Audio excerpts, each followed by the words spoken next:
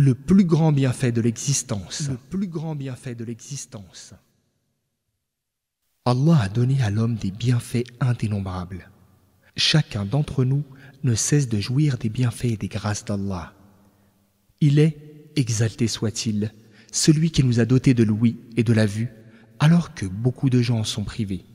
Il nous a accordé la raison, la santé, les biens matériels, la famille.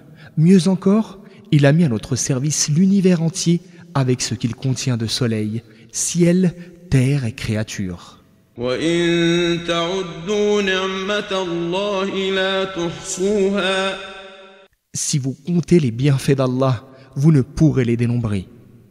Verset 18 de la sourate Les Abeilles. Mais tous ces bienfaits prennent fin quand prend fin notre existence éphémère. L'unique bienfait qui apporte bonheur et quiétude dans la vie terrestre et dont l'effet se prolonge jusqu'à l'au-delà, c'est le bienfait de la foi en l'islam qui est la plus importante grâce qu'Allah ait faite à ses créatures. C'est pourquoi Allah, exalté soit-il, a attribué à lui-même l'origine de ce bienfait pour mieux en souligner la valeur et le distinguer des autres bienfaits. En effet, Allah a dit اليوم أكملت لكم دينكم وأتممت عليكم نعمتي ورضيت لكم الإسلام دينا. Aujourd'hui, j'ai parachevé pour vous votre religion. J'ai fait en sorte que mon bienfait sur vous soit parfait et il me plaît que l'islam soit votre religion. Verset 3 de la sourate La Table Servie. Qu'il est immense le bienfait qu'accorde Allah à l'homme en le sortant des ténèbres vers la lumière et en le guidant à la seule religion qu'il accepte afin qu'il réalise sa mission et le but pour lequel il a été créé, c'est-à-dire l'adoration d'Allah qui lui vaudra le bonheur en ce monde et une belle récompense dans l'au-delà. Quelle est grande la bonté et la grâce d'Allah à notre égard quand il nous choisit et nous sélectionne pour que nous fassions partie de la meilleure nation qui ait jamais été suscitée aux hommes, afin que nous portions cette même parole dont Allah a chargé tous les prophètes, paix et bénédiction divine sur eux. La ilaha illallah. Il n'y a pas de divinité méritant le culte hormis Allah. Certains ignorants ont pensé que le mérite leur revenait dans leur acceptation de l'islam. Ils se mirent alors à s'en prévaloir et à évoquer cela auprès du prophète, paix et salut d'Allah sur lui, comme si c'était une faveur qui lui consentait. Celui-ci leur rappela que le mérite et les faveurs, les bienfaits, reviennent à Allah qui leur a facilité le chemin pour la conversion à cette religion.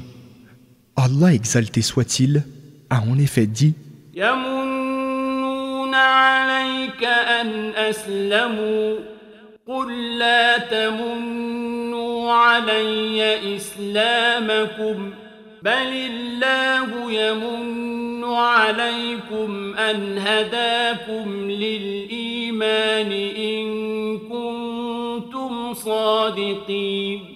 Ils te rappellent leur conversion à l'islam comme si c'était une faveur de leur part. Dis, ne me rappelez pas votre conversion à l'islam comme une faveur. C'est plutôt une faveur qu'Allah vous a accordée en vous dirigeant vers la foi, si toutefois vous êtes véridique. Verset 17 de la sourate Les Appartements.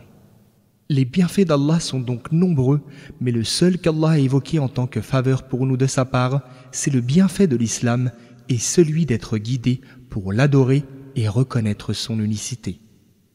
Ce bienfait nécessite qu'on exprime notre gratitude afin qu'il perdure, ceci conformément à la parole d'Allah. وَإِذْ تَأَذَّنَ رَبُّكُمْ لَئِن شَكَرْتُمْ لَأَزِيدَنَّكُمْ وَلَئِن كَفَرْتُمْ إِنَّ عَذَابِي لَشَدِيدٌ. Si vous êtes reconnaissant, alors certainement je vous en rajouterai des bienfaits. Verset 7 de la sourate Ibrahim, Abraham. Comment donc exprimer notre gratitude s'agissant de ce bienfait ? Ceci peut se faire de deux manières. Premièrement, rester fortement attaché à la religion et supporter patiemment les désagréments qui peuvent en résulter. Deuxièmement, faire connaître l'islam et le prêcher en faisant preuve de sagesse et de patience.